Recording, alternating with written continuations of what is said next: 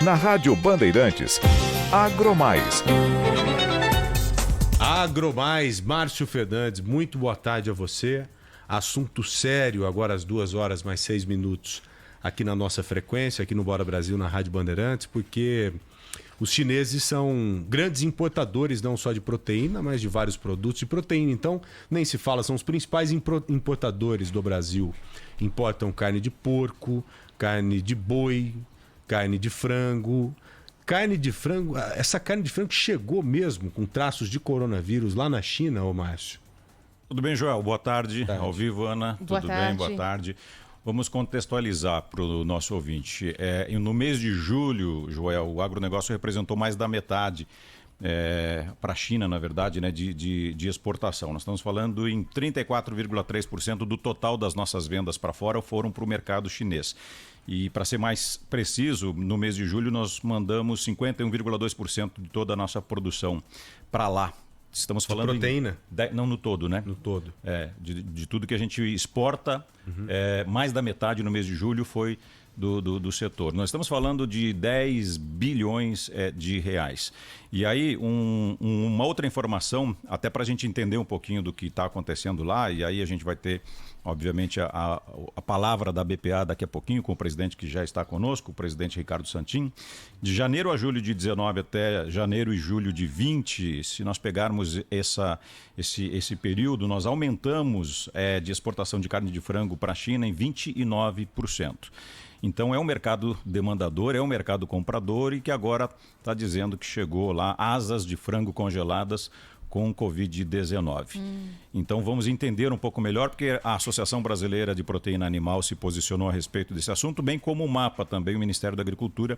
Eu tenho aqui o comunicado do Ministério da Agricultura para a gente falar na sequência. Então, se vocês me permitirem, a gente pode chamar o Ricardo Santin para esclarecer um pouquinho para a gente sobre este assunto. O MAPA já tem conhecimento disso. Na verdade, o MAPA soltou um comunicado dizendo que não foi notificado oficialmente ainda pela Essa China. É a nota ou tem algo a mais? Não, essa é a nota do Ministério da Agricultura, por enquanto. Porque não há ainda um comunicado oficial por parte das autoridades sanitárias chinesas. Ricardo Santin está conosco lá, o presidente da Associação Brasileira de Proteína Animal. Seja bem-vindo, presidente. Um abraço, uma boa tarde para o senhor.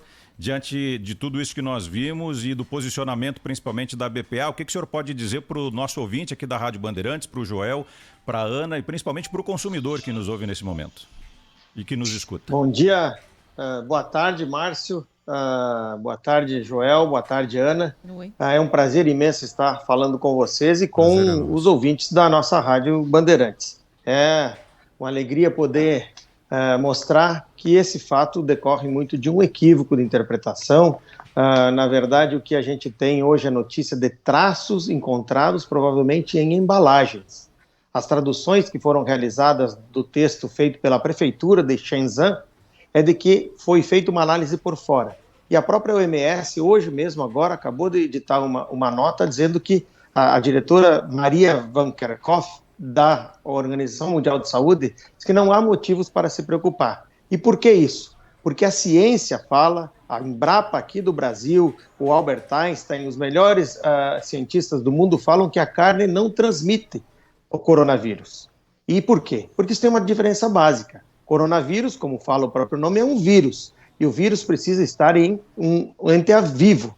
Ele não é como uma bactéria que pode estar depositada ou se criar em carne morta. Então não tem vírus em carne congelada ou carne resfriada. Esse é o ponto inicial para a gente colocar para os nossos ouvintes e espectadores entenderem de que não há qualquer risco no consumo dessa carne. O que pode sim haver é, por vezes, ter traços de RNA, que é um vírus inativado, que não transmite nada. Se você lavar a mão, se você lavar o produto, isso já desaparece e nós, inclusive, nem reconhecemos que isso aconteceu.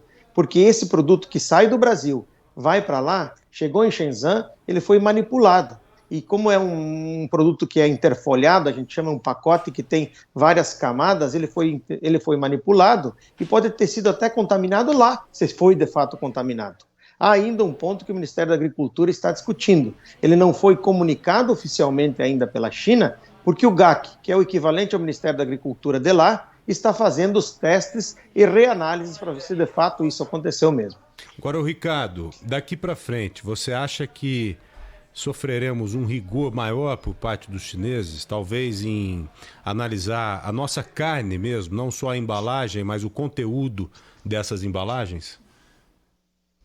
Bem, com relação a isso, Márcio, eu não vejo que haja necessidade de fazer, porque a China também conhece que cientificamente não há possibilidade da carne levar o vírus. A gente pode até fazer alguns testes aqui para dar tranquilidade para os nossos exportadores, mas não há. Hoje a ciência deixa bem claro, a carne não transmite Covid e não tem nenhum perigo disso. Por isso é que a China está fazendo já esses testes já de muito tempo nas embalagens, que seria a única maneira de ter. E no Brasil, desde que foi emitida a portaria interministerial número 19, os frigoríficos têm cuidado da saúde do colaborador e também do produto. Então a gente não vê esse risco e acho que não vai mudar muito, a não ser que aquelas empresas que tiveram esse produto testado vão mostrar que não tinha coronavírus nele. Ricardo, conta para o nosso ouvinte, então, qual tem sido esse rigor, qual tem sido o tamanho dessa preocupação e cuidados novos para manipular carne, para vender, para exportar, que a gente tem tido aqui no Brasil agora? Bem, lá em março, quando começou a pandemia aqui no Brasil, nós fizemos protocolos, os protocolos de todos os elos da atividade, da produção, Ana Paula, até o transporte e a colocação lá na gôndola. Esses protocolos foram sendo juntados, especializados e foram validados pelo Hospital Albert Einstein.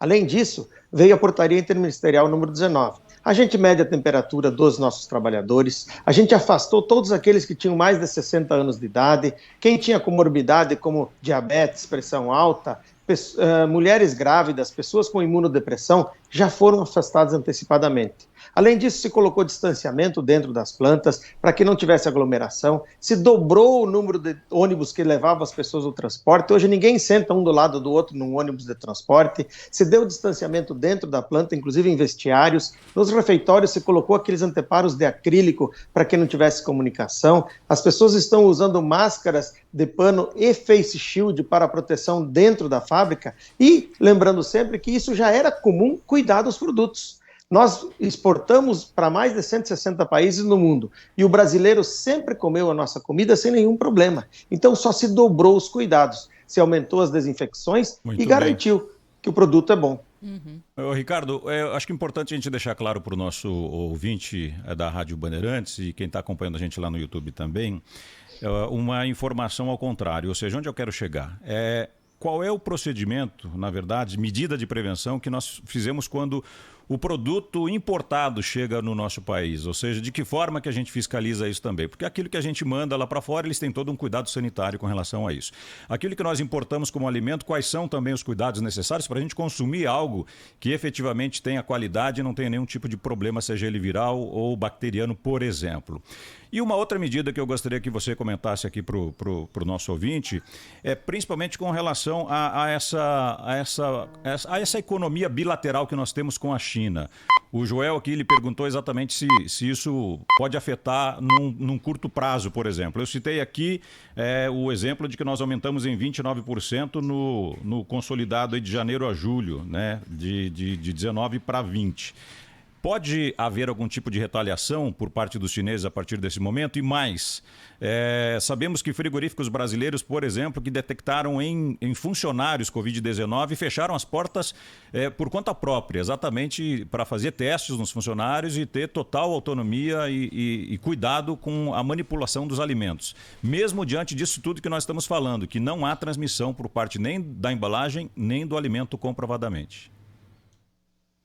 Bem, os frigoríficos têm cuidado e o mais importante, você colocou bem, João, eu te agradeço. Nós não deixamos o funcionário entrar com Covid dentro da fábrica, nós estamos evitando isso e mitigando esses riscos. Você pode dizer, bom, mas se tiver algum assintomático, ele vai estar tão coberto de proteções que não há qualquer risco disso acontecer. Mas as empresas pararam, algumas empresas tiveram que parar por precaução e eu não vejo que a China vai fazer alguma retaliação ao Brasil. A China sabe, e esse movimento que a China teve aí de suspensão de algumas plantas foi para o mundo inteiro, um movimento de precaução, e agora a gente já consegue divisar de que não há esse risco. A China já percebeu que o produto que está chegando lá está bem, ela está fazendo milhares de testes. e todos os testes são negativos. Esse caso que foi detectado aqui desse produto que teria saído do Brasil, ele ainda pende de confirmação pelo GAC. Isso foi feito por uma prefeitura municipal lá num mercado público, num cold store de um mercado público. Então a gente não sabe que condições isso estava lá. Não foi um produto que saiu do Brasil fechado e chegou lá fechado. Isso é um ponto que tem que ser bem esclarecido. Porque pode ser que o cara que foi abrir o pacote para fazer o teste tivesse com o seu dedo contaminado. Então isso são coisas que o Ministério da Agricultura está esclarecendo. E a chance de ter sido contaminado no caminho é muito maior. Com certeza. Agora vamos torcer, né, Ricardo? Demora quanto tempo, né, para chegar um navio do Brasil à China? Puxa vida. Era o que a gente estava questionando aqui. Foi tudo aquilo que a gente passou meses falando que não aconteceria. Aí, tá vendo? 45 dias no mínimo, em alguns casos, dependendo do transbordo, mais de 70 dias. O vírus nem sobreviveria. Com toda certeza, o vírus já chegaria lá inutilizado. Exatamente. Com toda certeza. Agora... É o que se fala, Joel, é o que a OMS está falando. O que pode se encontrar é só em superfície a presença de um vírus inativado, que sequer pode infectar. Agora, é torcer para os chineses encararem dessa forma também, terem essa mesma linha de raciocínio. Né? A relação é boa, viu? A relação do Brasil, desculpe te interromper, e colocando o que o Márcio perguntou antes, a relação do Brasil com a China é muito positiva, e a mesma relação de confiança, Márcio, que a gente faz. Quando a gente importa, a gente confia que o governo de lá está cuidando. E aqui o governo da China confia que o governo do brasileiro está cuidando, e tanta verdade que nós podemos comer a carne tranquilamente aqui no Brasil. Bom, entrevista esclarecedora, importantíssima, muito. Essa agora com o Ricardo Santin, que é o presidente da Associação Brasileira de Proteína Animal. Espero contar com você sempre aqui no Bora Brasil, tá, presidente? Muito obrigado. Obrigado pela oportunidade de esclarecer aos nossos ouvintes e dizer mais uma vez, não deixem de comer. Num período de pandemia, nós precisamos estar bem alimentados para ter imunidade e enfrentar essas dificuldades. Então, agradeço a oportunidade, estamos sempre à disposição. Com certeza. Obrigado mais uma vez, Ricardo Santin. Obrigado. Um abraço. Bom, o Márcio, como eu disse, uma entrevista muito boa, porque eu passei a processar e pensar bem diferente do início do programa. Estava muito preocupado com isso. Eu já pensei imediatamente que abriram o pacote de frango lá e encontraram um vírus vivo. A notícia chegou desse jeito. Um vírus vivo dentro da carne ali. Então é bem diferente. Por isso que é importante a gente conversar com quem entende, com quem tem condição de explicar melhor. Exatamente. Não é assim, vamos passando a notícia. Até isso não acontece, felizmente, aqui no Grupo Bandeirantes de Comunicação. Exatamente, é isso que eu ia falar. Não dá para a gente sair acreditando em qualquer coisa que a gente escuta por aí, muito menos preliminarmente, fazendo juízo de valor, se nós temos autoridades suficientes no nosso país para cuidar da nossa saúde, né, da saúde da população. Só para finalizar, então, Joel, oficialmente aqui o mapa, a nota do Ministério da Agricultura dizendo o seguinte, né? Eu vou ler um pequeno trecho aqui que fala a respeito do assunto. Ele ressalta que, segundo a Organização das Nações Unidas para a Agricultura e Alimentação, que é a FAO, e a OMS, a Organização Mundial da Saúde, não há comprovação científica de transmissão do vírus da Covid-19 a partir de alimentos ou embalagens com alimentos congelados. E ele fala que, inclusive, que o mapa reitera a inocuidade dos produtos produzidos nos estabelecimentos sob o CIF, né? Que é visto que obedecem protocolos rígidos para garantir a saúde. E aí, finaliza dizendo que até o momento o mapa não foi notificado oficialmente pelas autoridades chinesas sobre essa ocorrência. Tá bom, só para finalizar, a nuvem de gafanhotos ou as nuvens continuam distantes do Brasil? Graças a Deus. 60, 70, 80, 100 quilômetros mais ou menos da fronteira do Rio Grande do Sul e que fiquem por lá. São 6 ainda, não se subdividiram, ou seja, não se multiplicaram, mas elas estão assustando mais, infelizmente, né, os nossos vizinhos argentinos, porque também o prejuízo por lá é grande, mas não chegou no nosso país e que fiquem por lá, né? Mesmo servindo de alimento, como nós já falamos sobre isso. Com certeza, deixa para os israelenses. Exatamente. Né? Manda os israelenses